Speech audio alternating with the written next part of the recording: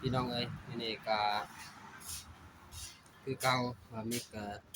อยู่เฮ็ดแหละคือหลังคาพี่น้องเอ้ยว่าสิเทข้างก่อนพี่น้องเอ้ยมื้ออื่นว่าสิว่างสิยั่วก่อนอื่นก็กราบสวัสดีพ่อแม่พี่น้องเด้อหมดสุขุสุขคนเด้อ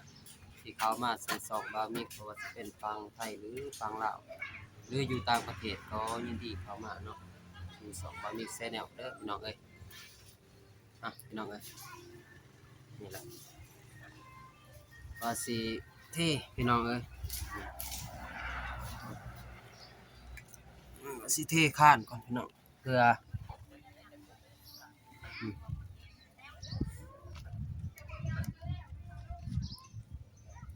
เท่ข้านก่อนพี่น้องเอ้ย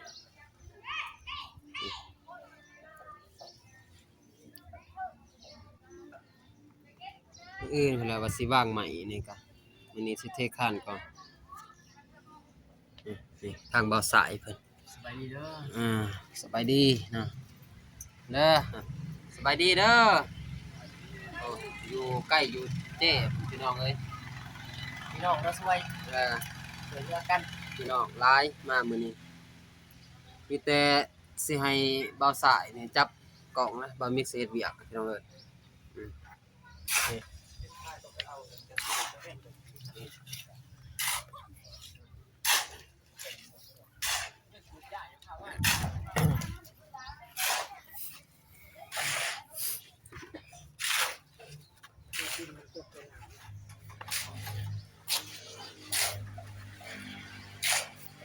ฝนก็อยากตกพี่น้องเอ้ย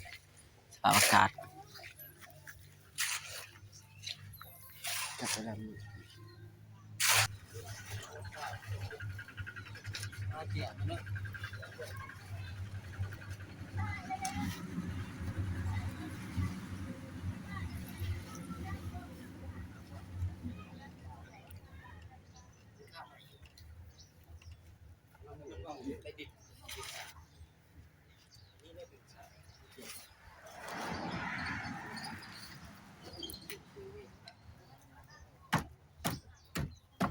มีอะไรนักใช้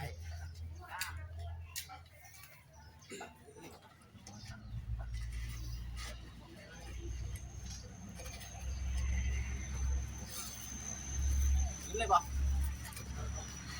ตรงนี้เรามีประเทศอยู่เลยไอ้ไปสิหยังไปสิแค่อะไรจะมัด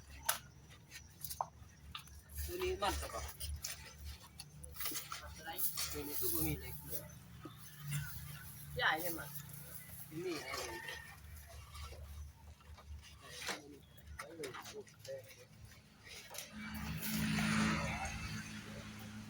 ไม่ได้เสียเด้อเสียมาให้เด้อสิเสีย เจียบพี่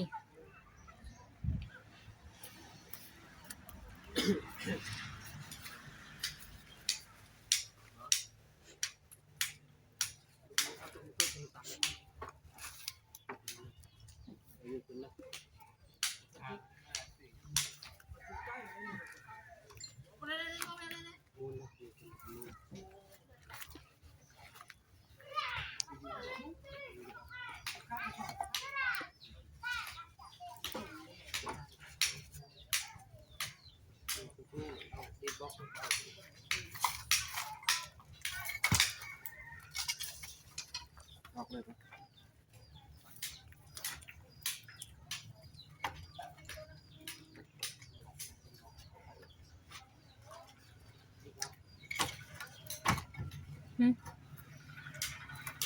มันเตะออกแหละ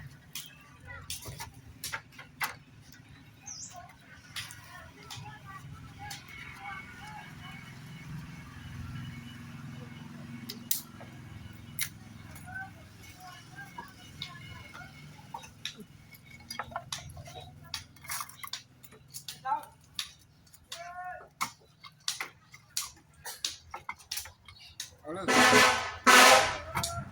นุ่มมาเลย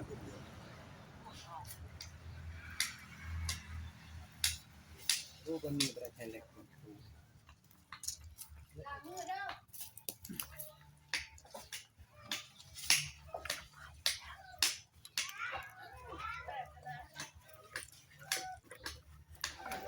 เล็กอีกมันมาบริษัทอยู่บานประตู เฮ้ยเกี่ยกูเห็นนะออกเลย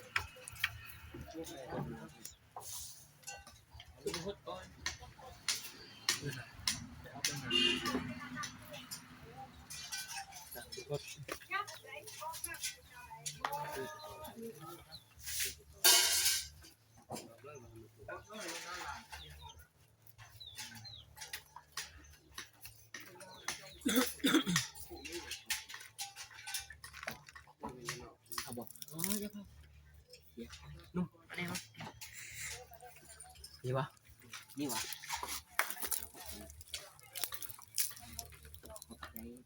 โอเคน้ำก่อนบ่มีโอเคน้ำ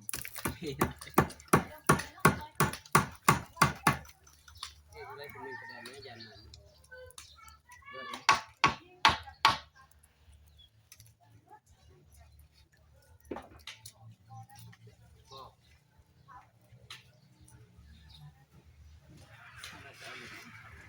เอาเรื่องน้ำออกไปแล้ว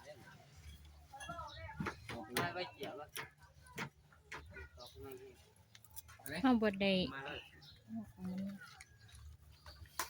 เดี๋ยวไปใช้ชีวิตเดียว มาเจียวกล่องอันนั้นมาเลย กอง กล่องประตูกล่องบุกบ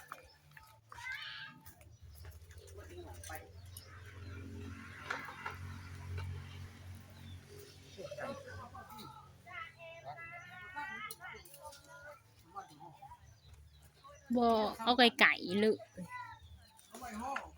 ใกล้ใกล้ใกล้ หมุนมันนี่ผสมเนาะ ผสม แก๊ส สปูนผสมปูนบ่เค็ม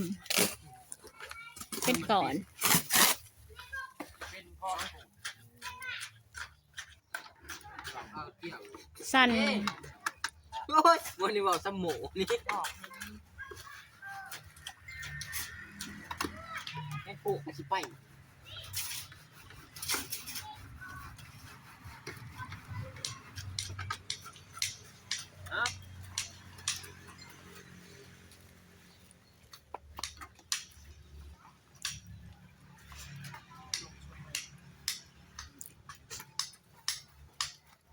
เบิ่งได้ทรายหลวดมันคือมันขาด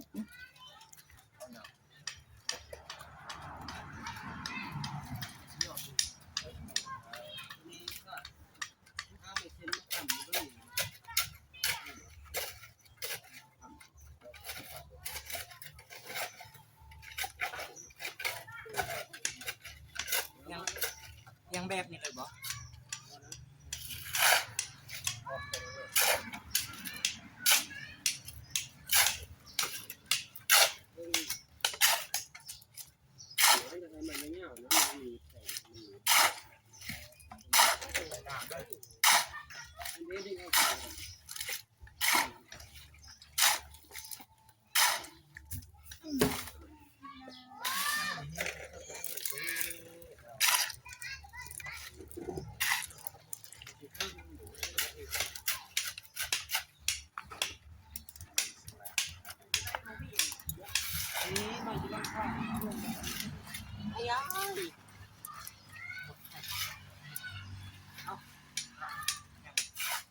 เบิ่งทรายมันได้คือว่า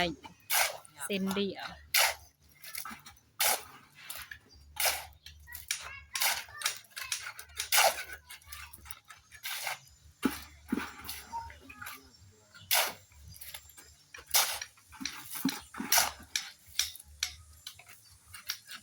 กำลัง เอาขู่ซี่มั้ง คูซีคูซีก็ได้ มือมันสิขาดเลย แต่มันใหญ่โค บ่มีขู่ซี่หน่อยเนาะ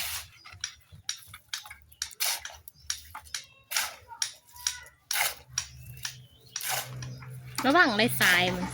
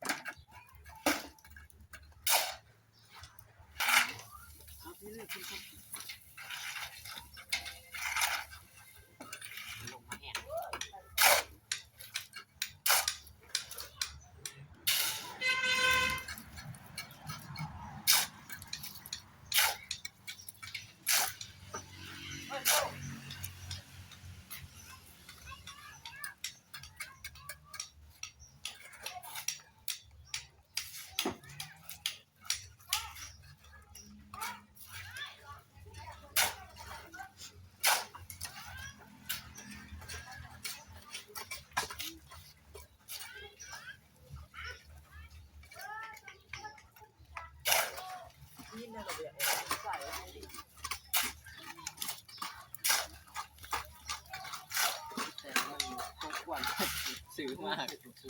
ใส่ไม่ได้ซื้อไปซื้อคุกก็เนาะยังซื้อคุกนะเขาได้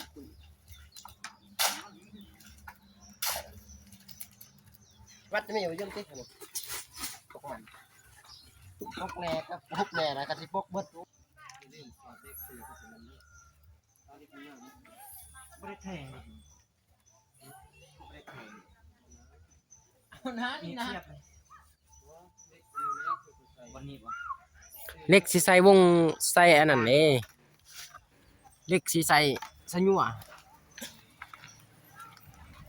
นี่ครับพี่น้องมาสวยเหือสวยแห้งแล้วบัดทางเพิ่นเฮ็ดห้องน้ำเฮาก็เอาไปช่วยเพิ่นต่อบ่เพิ่นก็มีช่องอยู่พี่น้องเอ้ยช่องในซื้อช่องนั้นได้บ่าวหน้าพาเพิ่นพี่น้องเอ้ยเพิ่นมาช่วยอีกแรงทางบ่าวหน้าพาเพิ่นเฮาฝากติดตามช่องเพิ่นแน่พี่น้องเอ้ย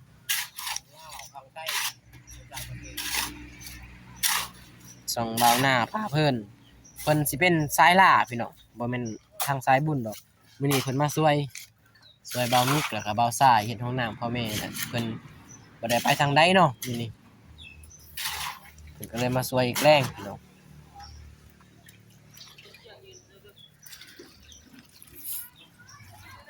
พุ่นบ่าวมิกเพิ่นพี่น้องแล้วก็พี่อ้าย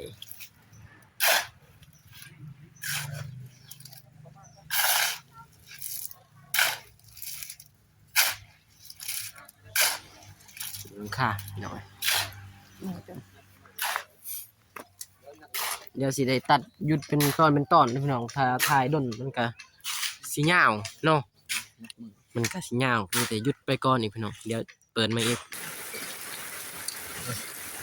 พี่น้องเลยฝนตกมาให้ละพี่น้องเลยอยู่แล้วบ่เกินเฮ็ดเวียกซะ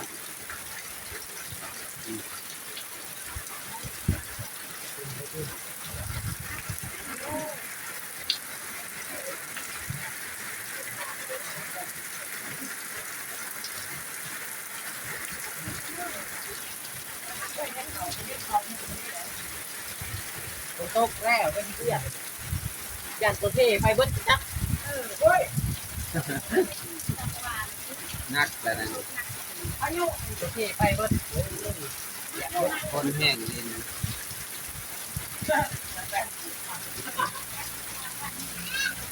แต่ที่ทำก่อน ตะก้อนแล้วนั่นคนตก เจออะไรวะบริวินเนาะหมดเลย พี่น้องเอ้ยก็สิได้จบคลิปเพียงเท่านี้เด้อพี่น้องเด้อทางบ้านมีกสิเผาเฮ็ดเวียกบ่มีคนจับกล่องพี่น้องเอ้ยฝนก็ตกกำลังเอื้อนนี่ก็จน4-5 โมงแล้วฝนตกมากพี่น้องเอ้ยก็พอลายเนาะพี่น้องเนาะก็ผมขอบใจเด้อ FC ทุกท่านแล้วก็ทาง ทางใหม่ๆเพิ่นเนาะที่ซอยเรือเฮ็ดห้องน้ำของพ่อกับแม่บ่มิกแล้วก็บ่าวสายเราอนงเนาะที่เพิ่นซอยก็บ่มิกก็ขอบใจอีกครั้งเด้อทางใหม่ๆเอ้ยขอมีสุขภาพแข็งแรงเฮงๆปังๆเด้อแล้วก็ FC ทุกท่านเนาะที่เข้ามาส่องบ่มิกก็ขอให้ไปประสบผลสำเร็จในหน้าที่การงานเฮงๆปังๆเด้อพ่อแม่พี่น้องเอ้ยก็บ่หลายพี่น้องเอ้ยก่อนอื่นก็สิจบคลิปเพียงแต่ส่ำนี้แหละก่อนอื่นก็สบายดีเด้อพี่น้องของฝ่ายสุขสุขคนเนาะ